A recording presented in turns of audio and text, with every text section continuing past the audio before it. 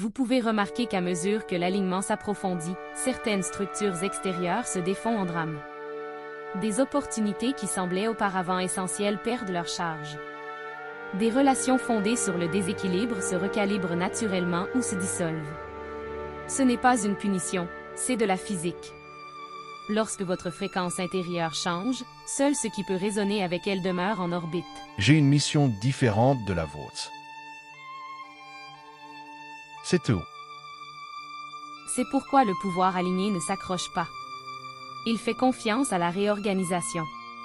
Il existe également un courage subtil, exigé par l'alignement intérieur, car l'alignement demande souvent que vous déceviez des attentes. On ne te reconnaît plus. Je comprends. Les attentes de la famille, des institutions, des versions passées de vous-même. Cette déception est temporaire.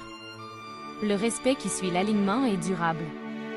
Même ceux qui résistent à vos choix ressentent souvent, à un niveau plus profond, que vous agissez à partir de la vérité et non de la rébellion. Je t'aime comme un frère, tu sais.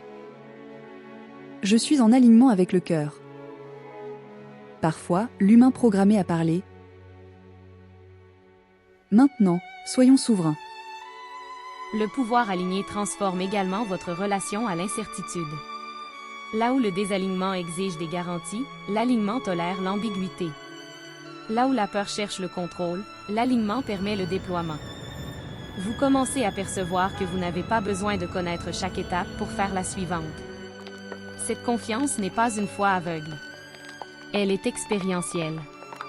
Vous avez déjà senti la vie vous soutenir lorsque vous avez écouté votre guidance intérieure, et cette mémoire devient une force stabilisatrice.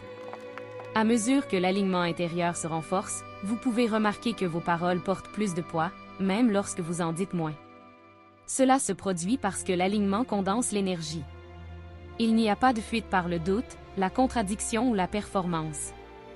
Lorsque vous parlez à partir de l'alignement, vous ne cherchez pas à influencer, vous révélez. Et la révélation a un impact différent de la persuasion. Elle invite à la reconnaissance,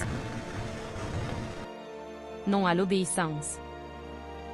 Nous souhaitons également aborder une confusion courante. L'alignement intérieur ne vous rend pas passif ni déconnecté du monde. Au contraire, il rend votre engagement plus précis. Vous cessez de disperser votre énergie sur trop de causes, trop de discussions, trop d'obligations. Vous devenez sélectif, non par indifférence, mais par respect pour votre propre capacité. Cette sélectivité vous permet de contribuer là où votre présence est la plus efficace. Un autre jalon du pouvoir aligné est la responsabilité émotionnelle. Vous cessez de projeter sur les autres la responsabilité de votre état intérieur.